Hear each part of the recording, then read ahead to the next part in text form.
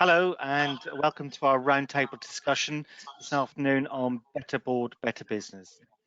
Before we start, I'd just like to go through a couple of housekeeping points. You will notice that all your microphones are muted. This is to allow for a conversation. And we're hoping, time permitting, to have a question and answer session at the end. So please can I ask if you've got any questions to put these into the chat function, and we'll put them through to the panel later on. I'd like to introduce to you our panel members, and joining me this afternoon is Gareth Tancred, who is the CEO at Pensions Management Institute. We have Steve Rollett, who's the Deputy CEO of the Confederation of School Trusts, and Paul Stark, Director of Passageways and Executive Lead for EMEA and APAC regions. We were due to also have Dr. Roger Barker, Director of Policy and Corporate Governance of the IOD, join us. Unfortunately, he's having some technical issues this afternoon, and we'll hope he will be hopefully joining us shortly. So good afternoon, and thank you for joining me. I'm sure, like myself, everybody who's joining this afternoon would like to know a little bit more about our panelists. So I'm going to ask Gareth, would you mind giving us a bit of a background on yourself, please? Yeah, sure. Thank you very much, Bob, for the introduction. So first of all, the Pensions Management Institute is the professional body in the pensions sector. It serves the pensions profession. Essentially, we uphold all the professional standards for the sector. We provide all of the education through qualifications, various other forms of training and apprenticeships, seminars. We produce a ton of insight for our members, and we've been doing that for the last 45 years. Me personally, I'm privileged to be the chief exec, have been for the last 5 years. Prior to that, I was also chief exec of another professional body. And then prior to that, I've been a director for about 20 years, so a fair amount of board experience. Lovely, thank you very much. Steve, can I ask you, please? Yeah, hi Bob, hi everyone. I'm Steve Rollett, I'm Deputy CEO at the Confederation of School Trusts, and what that means is we are the sector body for single academy trusts and multi-academy trusts. So we're talking here about education, the education landscape, and my organisation has the privilege to represent all those many school trusts out there, of which we continue to see more of them joining and becoming academies or becoming multi-academy trusts. And we advocate on their behalf with government, for example, with other key policy stakeholders, but also we do an important job of supporting those academy trusts, both in terms of the quality of education that they deliver, but also often around technical aspects of governance and the like as well. So nice to see you all this afternoon. Thank you, Steve. Paul. Hello, everybody. My name is Paul Stark. I'm a director here at Passageways, the host of today's webinar. Passageways is a technology company that provides board management systems for boards, committees and leadership teams. And all the fellow people on the panel here are from our partner community. And Bob, I've seen that Roger has joined. Maybe we need to unmute him. Oh, right, okay. Are we able to do that? I can just ask the technical people in the background if they're able to unmute Roger for us, please. It looks like they're working on that. Okay, we'll see how that goes. Yes. Roger. Hello there, everyone. Hello there. Thanks for making it. It's great that you're able to join. The technical issues you're having. It's brilliant. My apologies for those technical hitches. It's not a problem. We can't actually see you, so I don't know if that's one of your hitches you're having at the moment, but hopefully you can see us. Yes, I can. That's great. So, Roger, you're the Director of Policy and Corporate Governance of the IOD. The rest of the panel have just introduced themselves and given us a little background about themselves. Could I ask if you could do the same, please? Yeah, yes, certainly. I've been working with the IOD actually now since about 2008. And have been very much involved in a whole range of board-related activities, including doing a lot of board evaluations of different types of organisations and entities. I've served on about 4 or 5 boards, a couple in the private sector, a couple in the not-for-profit sector, also outside the UK as well. So I like to think I've seen board work close up in a number of different contexts. It's great. Good panel, thank you. Appreciate that. So this afternoon we're aiming to cover 4 areas. They are how to optimise the function of your board, how to drive strategic decisions at board level, subcommittees, does your board need them, and the importance of board collaboration. Before we actually start, I'd just like to ask all our panelists a quick question. So since COVID-19 rules were introduced, have you seen change in the frequency of your meetings, or have you heard from your members that they've changed the frequency of their meetings? Steve, would you mind if I ask if you can kick this one off, please? Yeah, absolutely, Bob. So it's probably more helpful. So if I talk about it, on behalf of our members, so you get a bit more of a picture, I think, of what's going on at scale, rather than just talking about my organisation and our board.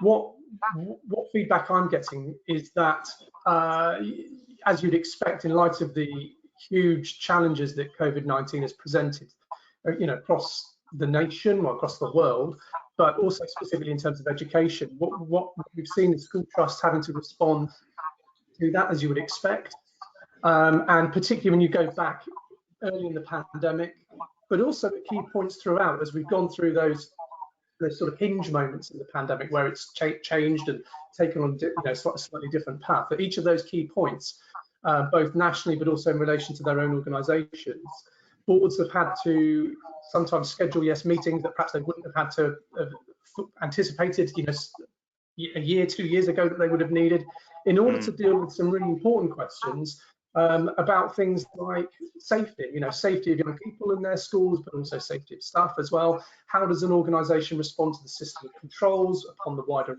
reopening of schools? And all the way through the pandemic, trust boards have had to do a really important job of scrutinising those plans and making sure that the people that they're responsible for are as safe as possible. So, that's just one area that I think has led to boards having to be much more agile and having to oftentimes meet more regularly than they might otherwise have done so. Yeah, Roger, have you heard from your members whether they're doing more meetings at the moment? Broadly speaking, they are doing more meetings.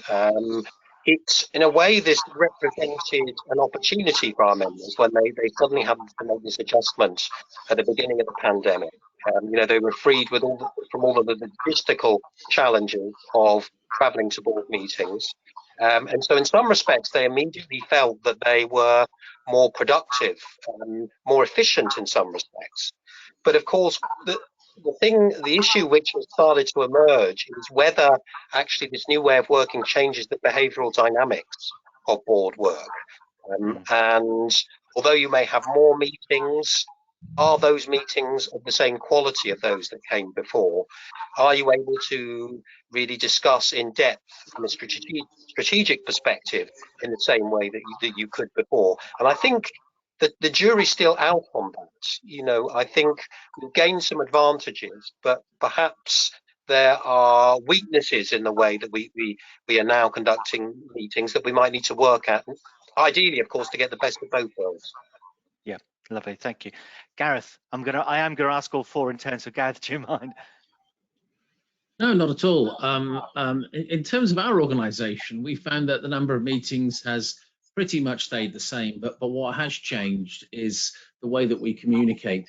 Because we're not having physical meetings, obviously, we have found the need to talk more outside of board meetings, to have virtual discussions, literally going back to the days of picking up the telephone. Who'd have thought?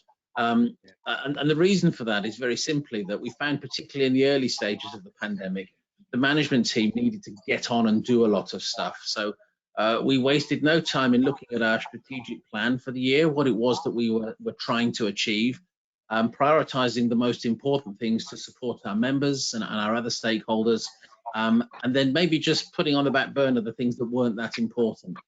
Once the board was satisfied with that, and that's an exercise we did as a management team, once the board was satisfied with that, which was very, very fast indeed, it was more a case of, okay, we'll step back, you get on with the stuff that you need to do on an urgent basis, and then we'll exercise the oversight as we go through the year.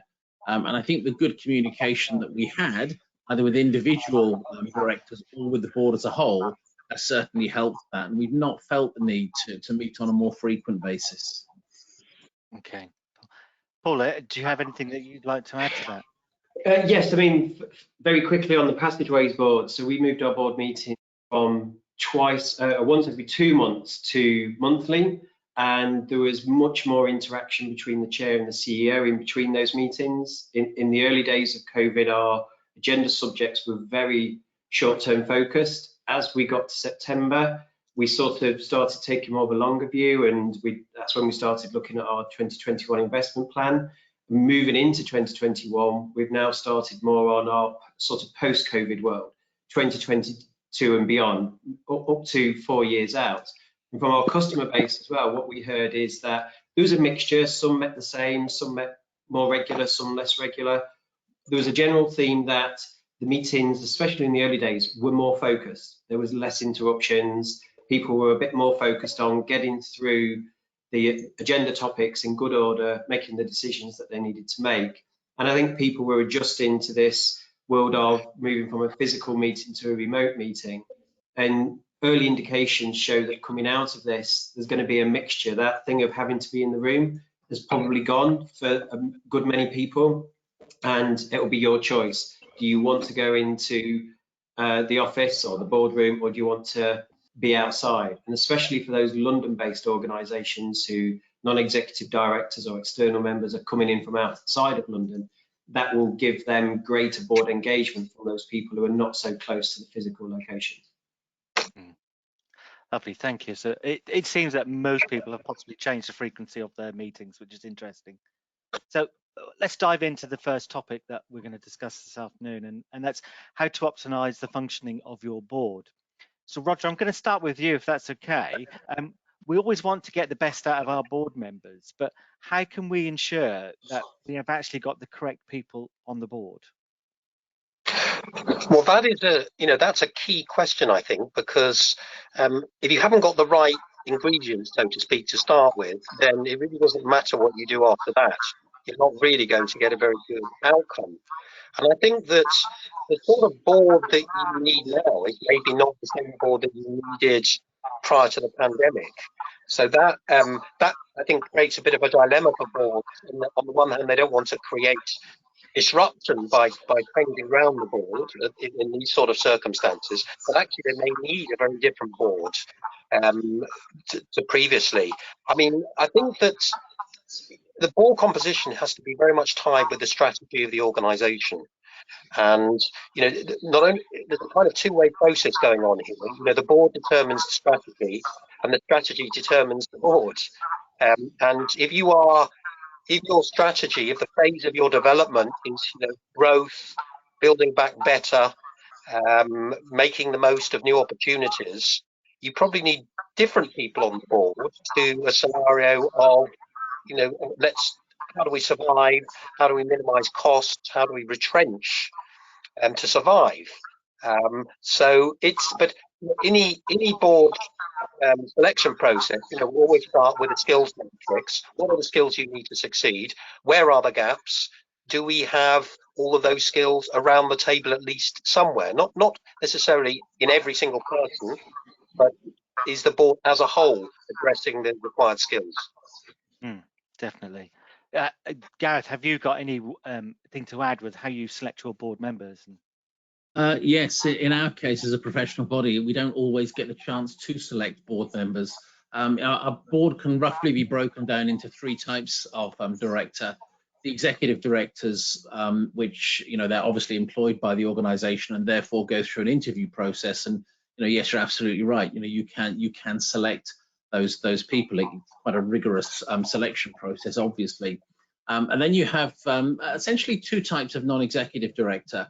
You have the non-executive directors that come up through the membership ranks. So they will find themselves elected onto a council, and then from that council, they may find themselves on the board. But you're, may I use the expression, fishing from quite a small pool. We're looking for maybe a group of people from a council of 14.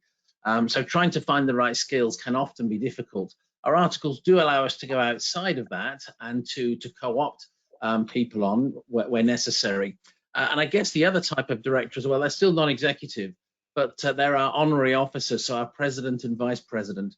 So whoever the council decides they're going to have as their president and 2 vice presidents, they automatically get a seat onto the board. And again, that's something we don't get a choice over. So with things like skills and diversity, in some cases we get what we're given. And the conundrum that we had this last year is, we did have a very balanced board, both in terms of skills and in terms of diversity. And then just by sheer coincidence, at our last AGM, when terms of office came to an end, that completely went to pot. We lost quite a lot of skills. And also our diversity, certainly the gender diversity balance, completely swung in one direction. And it led some of our board members to think, oh, we have to address the diversity balance. Well, of course we do, but as Roger just commented, we also need to look at the skills as well. So right now we are conducting that skills audit. What are the skills that we feel that we do need as a board? What are the skills that we've got, and how do we fill in the gaps? And of course, in filling in the gaps, we'll also address the diversity issue as well. Yeah. Steve, do you find in the education sector that board members such as local governing boards or trust boards, are they very diverse? Are there needs in there to have different people on? Is it difficult to get people to join their boards? So it's a good question, Bob, and it's one that I think people in the sector are becoming more aware of.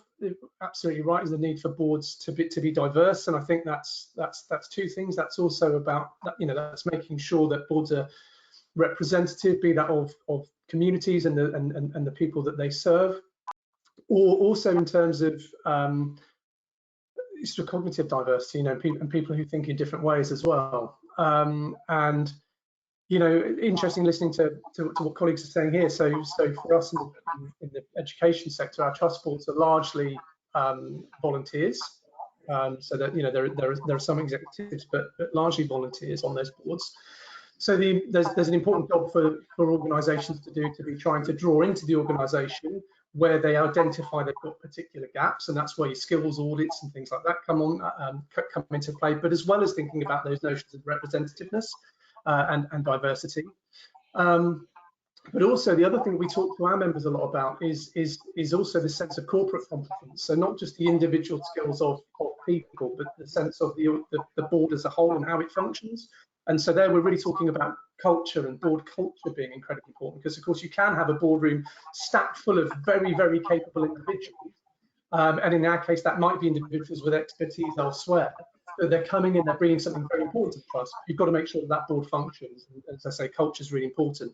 The other thing that we're talking to the members a lot about are not just the skills that people bring, but the knowledge as well. And that's something I think that's being looked at much more closely across the whole of education. But that goes right down to children in the classroom, but also I think probably at trust level as well, and looking at board membership. What is the important knowledge that they need to have about good governance, for example, but also whether they're key aspects of education, whilst they're not to get into the operational side of it, what are the things they need to know in order to discharge their strategic responsibilities at board level. Yeah, so listening to you, Steve, it sounds like we can get the right person, we can check the skills, the diversity, but we also need to train them. Do you train your board members? Yeah, so we do. So again, thinking about our members, and we run a governance leadership program for our members, which is always very, very popular. We also run suites of masterclasses as well, where we'll take on technical aspects of governance, be it risk or schemes of delegation or whatever it happens to be. It's because we think that's really important. But the other thing we're doing as well, so we're helping to support the professional development around governance, but we're also helping to support their professional development around, as I say, key aspects of education. So it wasn't so long ago I ran a session on curriculum and what trustees need to know about the school curriculum, which of course is different to perhaps what a classroom teacher needs to know. But there is a body of knowledge that we think that governors and trustees ought to have about that as well. Yeah. Gareth, I'm going to quickly ask you, do you ever contact your board members on a one-to-one basis and ask them or discuss training needs to see whether they need any help to improve their position on the board? Yeah, absolutely. Like Steve, our organisation does provide induction. It's something that I run with our chairman for the board. So we cover the key areas of strategy, governance, risk, We go through some important sections of the articles. We scare them silly with sections 171 to 177 of the Companies Act, give them some case studies about all kinds of scary things. We also run some away days where I think the culture is done better in an away day than maybe in an induction meeting. But in terms of the communication aspect, yes, absolutely. So we found, I mean, this last year, for example, we were going through some particularly technical issues on a subject matter. And one of our board directors said that I don't really feel qualified to have an input into this. So that immediately sparked a conversation outside of the board meeting. Okay, what help and what training can we get you? You know, as well as that, we try to work with board directors between the board meetings, so that they know what's coming up on the next agenda, and the usual type of communications thing, but also looking at areas where they may not have the experience, particularly some of the newer board members, or, you know, as I mentioned earlier, some of our board members you know, get sort of put into the position by a route through the council. In their day jobs, they may not ever have had any director experience at all. You know, they may be coming as a manager. So it's making that transition from being a manager to being a director. And of course, it's very easy for people to come in and then want to start talking about the day-to-day running of the organisation and what should be on the front page of the website and all this sort of stuff. You know, if I see signs of that happening, once it's not my board to run, I'm merely the chief executive, I will either have a word with the chair if I think that some of the directors are pushing too hard down that particular route, or I'll talk to them outside of the meeting and just say, look, you know, these are the things that we really need to be focusing on as a board. Yeah, direction. Yeah, Paul, is there anything you'd like to add on board skills? Well, a lot has been said about needing to assess the skills, knowledge and experience you need on a board. The only thing I would add to that really is that it's good practice to assess that when people first join your board and then make that part of your annual cycle. But there is also an emerging good practice coming out of actually comparing those to agenda topics to see, do you have an agenda topic or an important agenda topic in an upcoming meeting where you haven't got a member of the board who would be a notable authority or close to that. So you might need to get external counsel or an external person to help cover that subject. So it all wraps up. And I think the other part of this as well is knowledge transfer, because you can have your corporate memory sat in your 3 long-serving members. Now, if they reach the limits of their tenure and have to go very close, that's a lot of knowledge and corporate memory that you're losing. So it's important to bring in knowledge transfer as part of your corporate planning or your board planning. Lovely. So I'm going to bring that one to a close now, and the takeaway that I've got from that section is that we need to invest in our boards to ensure that they're functioning correctly, and not just to invest them in them as an individual, but I think we need to invest in them as a team to make sure that everything's working well there. Great, thank you. I'm going to move on to the next one, and how to drive strategic board meetings at board level. So I think the vast majority of decisions made at board level are done during meetings. So it's important to have a well-structured agenda and a schedule that needs to be worked to. And this needs to be decided over the annual basis so we all know where we're working to. I'm going to just quickly go to you, Gareth, and say, do you think that more decisions are being made outside of a board meeting? Or for your board, for example, are they held over and the decision is made at the next meeting? We certainly had fallen into the latter category historically, and it's hugely frustrating for a management team to bring maybe a decision to a board, only to find that it's then rolled over to the next meeting. And in our case, those are 3 monthly meetings, and then you find that we run out of agenda time again, and it gets pushed another 3 months back. Maybe it gets delegated to a committee. I know we want to talk about committees later, so I won't go too much into that. But you find this really important topic just gets pushed further and further and further into the long grass. So we've made some changes to the way that we operate, both in terms of our governance and strategically. And we are finding now that we are making far more decisions between meetings. So I'll give you a very quick example. We wanted to introduce a new member grade to support a commercial project that we're doing. Again, historically, that would have had to have travelled through 3 different committees and the board, but we've done all of that virtually. We had a board meeting last week. It was all ratified at the board last week, but a lot of the decision making itself was all done online. And that's fantastic. It really helps the management team, particularly in a time when we're trying to be more agile. So yes, I would say that we definitely moved the pendulum in the direction of making more decisions outside of meetings. It's great. It's brilliant. Steve, have you got any coverage on that? Do you know if any of your members are now doing more out of meeting decisions? Yeah, I'm not sure. So I'm thinking about, and this might be something to do with the sectors that the sector in which I work, but these things tend to be quite tightly defined in terms of what can and can't go on, and how boards are constituted, schemes of delegation, that sort of stuff. So I suspect that the majority of decisions are still being made, as you'd expect in meetings, and probably recorded for transparency and accountability and that sort of stuff, which won't be a surprise. I suspect probably what we're seeing though is the thing that we talked about earlier, which is boards perhaps meeting more frequently where they need to, make those decisions, and possibly communications as well between meetings. But yeah, actual decisions sort of largely, my guess would be still happening in board meetings. Lovely, thank you. So I'm going to ask you all, and I'm going to go to Roger first, and it's with regards to how we can make strategic decisions in board meetings. If our members don't like asking questions, we need to ask probing questions. If they continue to accept what happens and they don't want to rock the boat, so any question that's made can be a difficult question, and difficult questions have to be put forward all the time to ensure we're making strategic decisions. So Roger, how can you combat passivity in a board? What steps would you recommend that we take to make everybody more together and to help with strategic decisions? Yes, one of the things that I do when I undertake a board evaluation is to look back at past board meetings and observe at current board meetings and try and measure the balance between what I would describe as performance and conformance activities. So performance activities are in particular strategic discussion, forward-looking type discussion.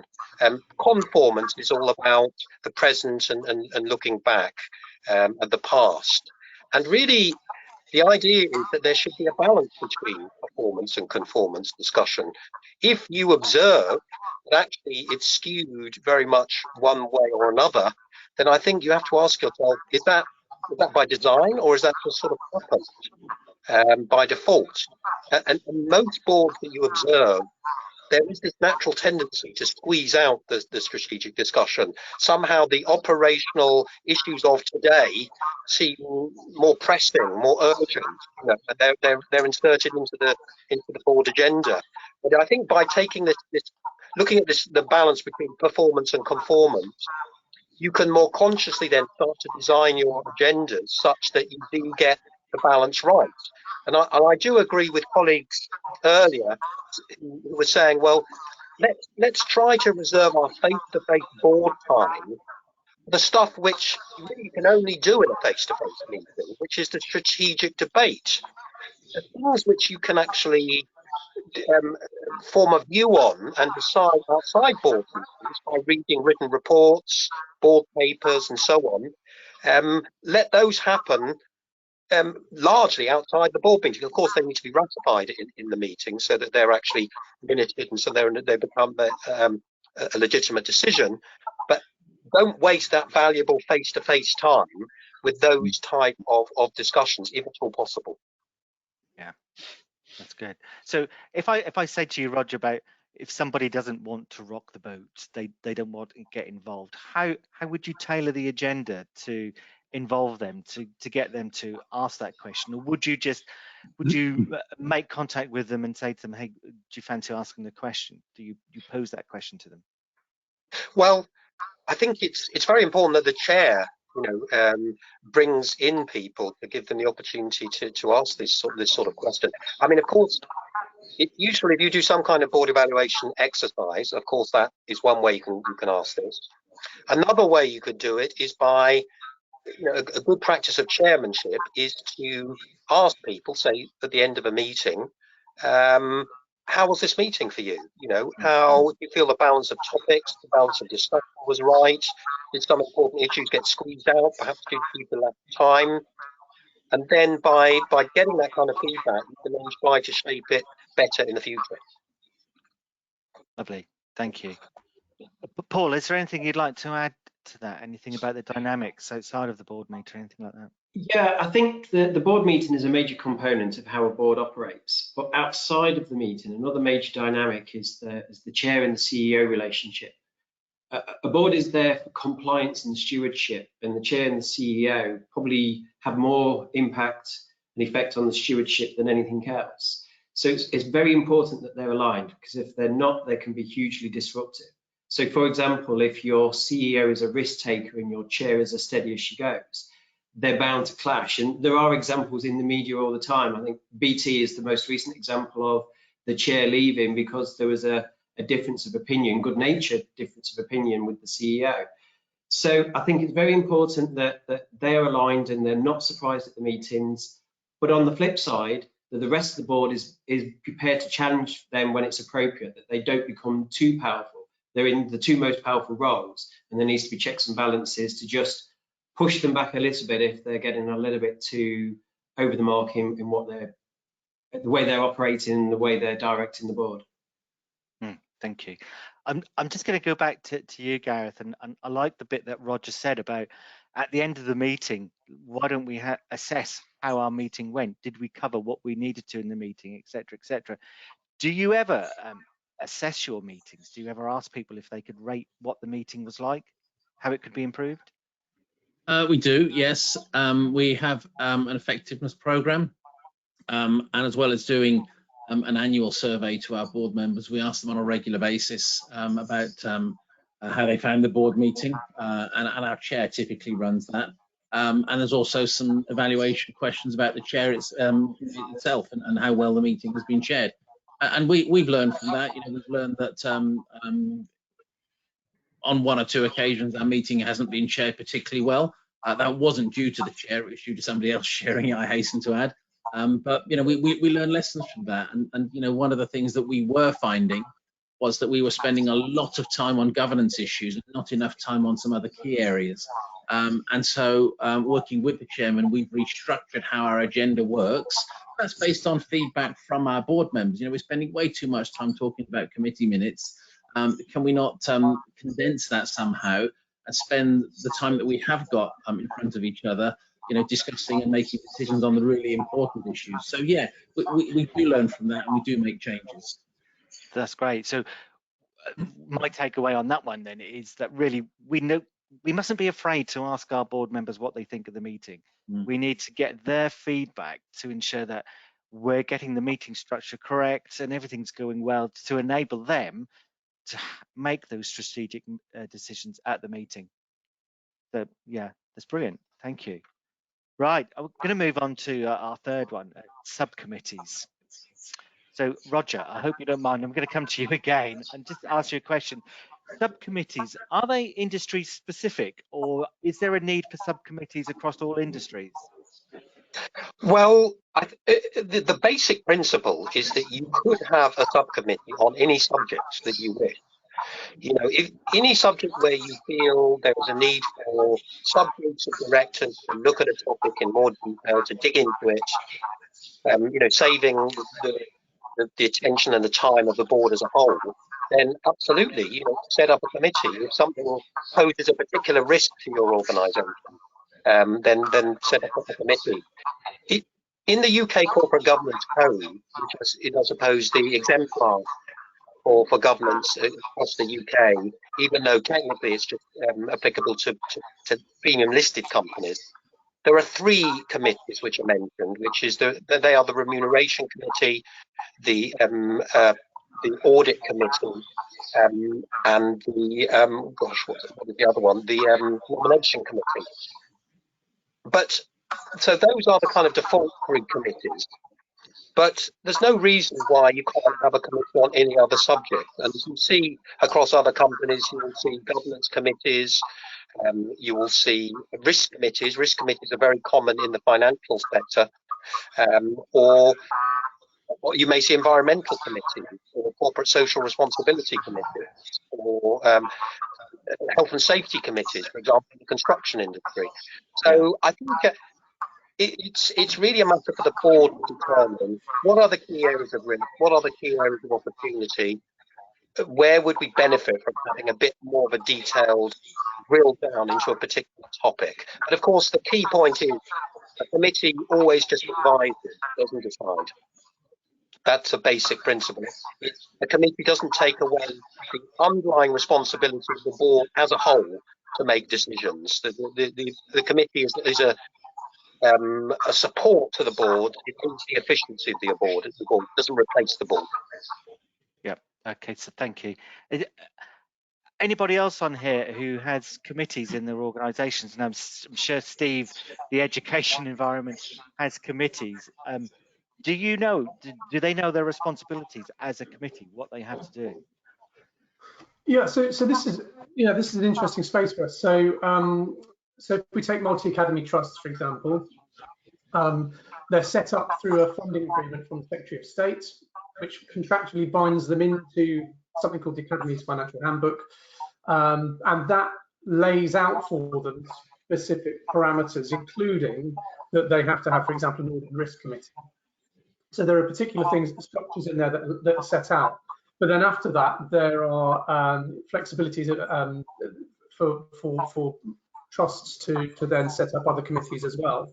So it's not uncommon to have, for example, a large multi-academy trust, or indeed even all medium-sized multi-academy trusts will have their trust board, but then they will also have committees that are known as local governing boards, who sit at the level of each individual school. The key thing in all of this is about scheme of delegation, and that's such an important document to make sure that everyone, whichever committee they're in, they understand the responsibilities and the powers that they have, and it's certainly a key thing in our sector. Even when, for example, when the school inspectorate comes, when Ofsted comes to town, that is one thing that they will ask. They will want to make sure that the school, and if it's a local governing body there, they've got a clear sense of what that scheme of delegation means and what powers they have.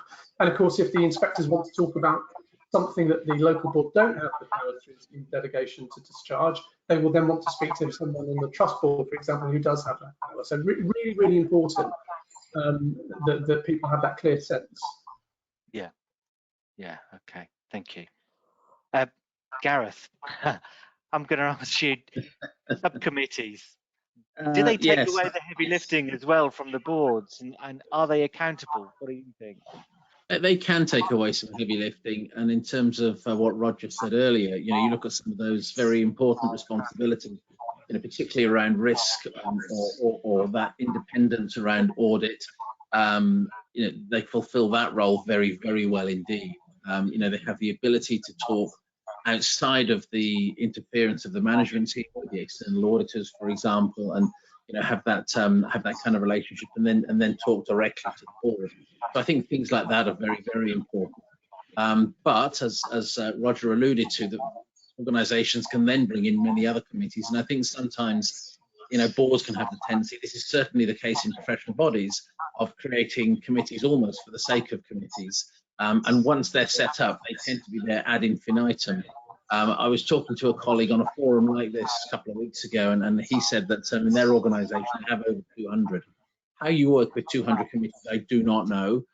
When I joined my organisation, we had somewhere in the region of 40 committees and subcommittees of committees and subcommittees. We've cleared most of that away now, so that we have 5 main committees. They are aligned to our 5-year strategic plan. And what we have done is a lot of work, as Steve implied, in particular around the governance of those committees. So We have an overall governance manual. The delegations are mapped out very clearly. What's a board responsibility, what's a committee responsibility, and what's an executive responsibility. So we know where that delegation lies. But I'm going to be honest here. We found that in defining the terms of reference for each of those committees, it's taken us a good 3 iterations, and that they are annual iterations, to get them into the right place. So this comes back to your question, Bob, on accountability. One of the problems I have as a chief executive, I know that I'm going to be challenged at the board, and I know I have to be accountable, and I have no problem with that. That goes with the job. But I have a problem when the board decides to delegate something to a committee rather than the executive, and then there is no accountability from the committee.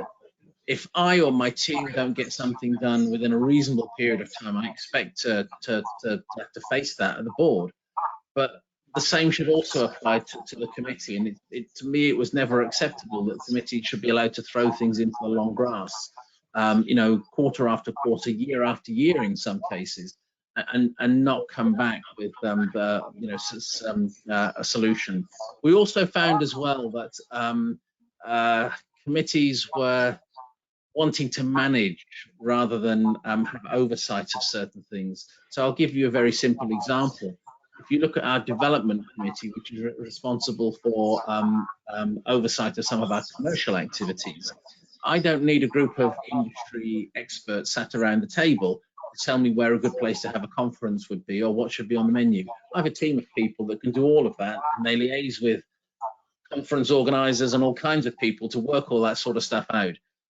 Quite frankly, that's a waste of volunteer time, and it's a waste of a good agenda time as well. So it's finding where those responsibilities lie, giving them the oversight, but not taking to the committee some of the management decisions that you as a team can take, and then pushing back when they're trying to make those decisions. So we've now enshrined that through the terms of reference. You're there for oversight, you're not there to manage. You're there to ratify a decision. You're not necessarily there to come up with the decision in the first place. And we find that works a lot better. And in terms of accountability, we've introduced a RAG reporting scheme, red, amber, green, so that those committees now have their objectives. They know that there are certain things they've got to do at certain times of the year. So, for example, the audit committee, just to make sure that we get the report and accounts signed off, so that can go to the board and out to the members for an AGM approval. And they know when they've got to do that. There's no point trying to do that in August when we need that in March. And we measure that, and we do hold them to account a lot more now. So, yeah, subcommittees, for someone like me that wants to get the job done, they can get in the way from time to time, but they are necessary. You've got to learn how to work with them, and you've just got to improve the governance and the communication around it. And as I mentioned earlier, me very recently introducing a new member grade and getting it through 3 committees, literally in the space of a couple of days. That's the way we need it to be. Yeah, lovely. Thank you very much. I think we'll probably push the committee boulder quite a bit. We'll move on to the next subject, and that's the importance of board collaboration. Gareth, I'm going to come back to you. Sorry, you're doing a lot of the talking. Sorry about this, but how do you collaborate with your board members? And do you think the dynamics of collaboration have changed over the past 12 months? They certainly have changed. Yes, I mean, it's all virtual communication now, of course, but you know, back in the days before COVID, you know, we're a London-based organisation. Some of our non-executives are in and around London. Most of them work within the sector. It's not unusual to either bump into them at an event or to just arrange to meet up for a coffee or something. And as has previously been mentioned, I would typically do that with our chair, just meet up for a coffee, you know, discuss whatever the issues are, plan the agenda for the board meeting, and make sure he was kept up to date with things. If it was something urgent, you know, then obviously I would pick up the phone, discuss whatever the matter was, and the same with non-executives and committee chairs as well. But I find I'm doing that much more frequently now, and I think it's because, you know, we're not in this physical place. There's almost some sort of cultural thing about it that you know, we're all working from home. We're not seeing each other as much as we used to, even on an informal basis. Therefore, we have to make more of an effort. So in order to make sure that collaboration works, you know, you've got to take the initiative to communicate with people. So as I was doing before, but I'm now doing it more frequently, I'll talk to the non-executives prior to any board meeting, particularly the newer ones, afford them a little bit more time just to talk through any technical issues. Not everybody is an expert in off-qual regulation, for example. So give them the time to help them understand some of those issues to make sure that we have a sensible, valuable meeting. Lovely. I suppose some of the dynamics that have changed are pre-meeting. We face to face. We'd go early. We'd meet with people and have a quick chat. We're not having those chats at the coffee table when we're having a quick break during the meeting. You're not taking a coffee, having a biscuit, and having a quick chat, catching up. And also at the end of the meeting as well, when we all disperse, stand in the car park, you have a chat. We're missing out on all of that as well at the moment. Bob, I'm conscious of time and we're eating into the Q&A session, so if you would like to just go round us a bit quicker. Yeah, sure. So Roger, I want to pose to you the importance of collaboration. Why do we put so much importance on this as a board? Well, ultimately, the board is all about group decision making, isn't it? It's the idea that we're not just going to put all the decision making into one person's hands. We're going to bring together a group of people with different skills, experiences, personalities, and by combining those together in some way, we're going to actually get more than the sum of the parts. So we improve the quality of decision making. So it's very important that the collaboration, the interaction, the dynamics of board is very important in order to achieve that. It's very easy to fall into a number of traps. I mean, one of the classic ones, of course, being groupthink, which is where you don't get the benefit of all these diverse experiences. You just get sort of one common worldview, which just dominates all others. So it is incredibly important, the interaction. And I think we have engaged on a bit of a social experiment here with the pandemic. We've shifted the mode of interaction. In some respects, it's actually much easier to connect with people. I find it very easy, for example, to connect with people that I would have had real problems getting involved in a meeting or a conference or an event. Suddenly now they're much more willing because it's much easier to connect. But on the other hand, are we actually nurturing and developing personal relationships in the way that we did previously? And I think that for me is a big uncertainty. I think also what's going to be an uncertainty is when we move to hybrid in the future. Everyone is assuming that a hybrid approach to working is the way to go. But I think that could actually be more tricky than people think. If you have some people in the room, some people on the screen, are some people going to be more connected with a group than others as a result? How is that going to work, the interaction? Previously, we regarded that as very disruptive when that happened, when people were kind of phoning into meetings or videoing into meetings. So I think that is, at the moment, we have a kind of position of equality, don't we? Because we're all on the screen. And so but when we move away from that, there could be some interesting issues. Yeah, I agree. So, Steve, I'm just going to quickly ask you as well. We're collaborating more. We're meeting more. Do you think that we're getting information overload because we're collaborating too much and we're meeting so much now and emails are flying everywhere? Or do you think it's being held back at all? We're not getting as much information. No, so I think in my sector, it's as I say, because of what the pandemic has meant for how the huge pivot that schools have had to do, in terms of closing to all but the children of key workers and vulnerable children, right to the wider opening, the implications for remote education and all that sort of stuff. I think people have been having to do what they've had to do to some extent. So I don't, I'm sure boards have had to deal with a whole lot of information that previously they would never have anticipated they would need to. So, lateral flow device was not something that board members would have been talking about, 18 months ago. And yet it probably is, systems of control, those sorts of things.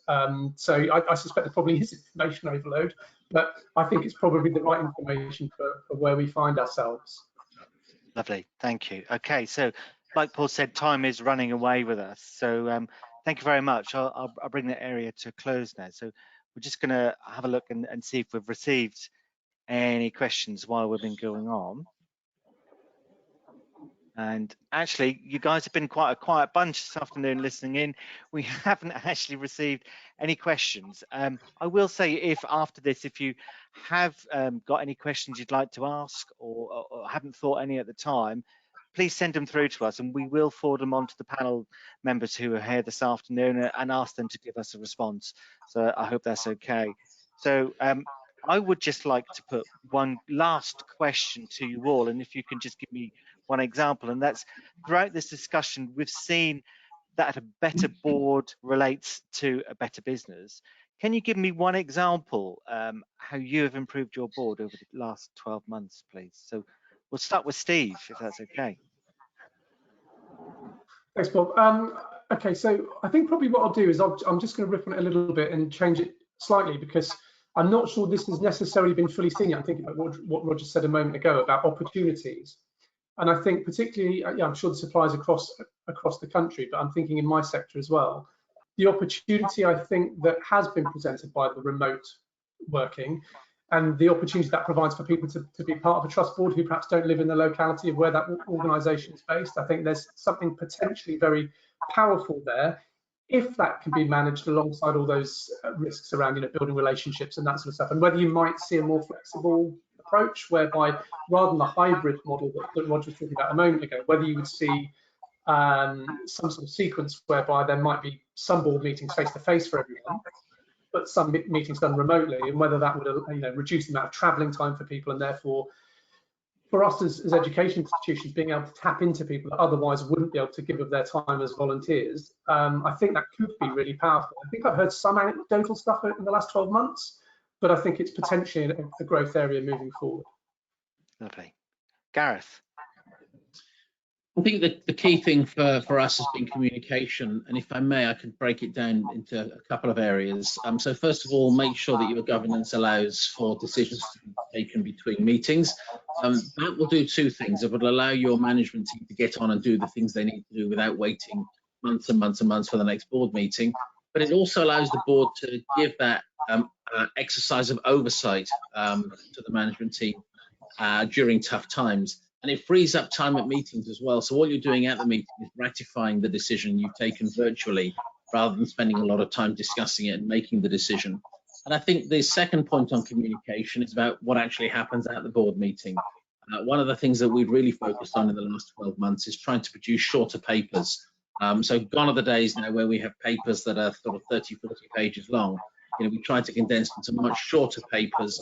We use charts, we use infographics, we use tables, we embed links off to other documents, so that our board members don't have such a weighty pack to read and then discuss at the meeting. Lovely, thank you. And Roger, have you got anything you'd like to add to that, please? Yes. The improvement which I would like to point to is the greater visibility of the board and, in fact, the leadership of the organisation to the wider organisation. Technology has provided a huge opportunity for the board to go from being this group of individuals behind closed doors who are operating amongst themselves, and which sometimes can be a bit disconnected from the rest of the organisation. They have now this opportunity through technology to be visible around the organisation. And we have board members that are based overseas, and we are the leadership of the IAD, some of which is based all around the country. And so technology enables them to really connect from the top to the bottom of the organisation in a way which wasn't previously possible. Lovely, thank you. Great, I appreciate that. Paul, is there anything you'd like to add with regard to that? Yeah, I think at our own company, we see much more better, I think, decision making, a little bit quicker, but that's probably the main benefit. Not less of standard, but much more focus and agility in making those decisions. But in our wider customer base, the big impact that we have seen is greater collaboration, especially in the 7 to 10 days leading up to the board meeting, not just the 4-hour board meeting on the Tuesday afternoon, but that period leading up to there. And that connects very much to Roger's point about making the agenda more strategic than operational. Feedback to us is that some of the questions that would be asked at board meetings are being asked before, so they're getting that out of the way, and agendas are perhaps migrating a little bit into more forward-thinking, strategic discussion agendas. And we're sponsoring a global survey right now on board effectiveness and board governance.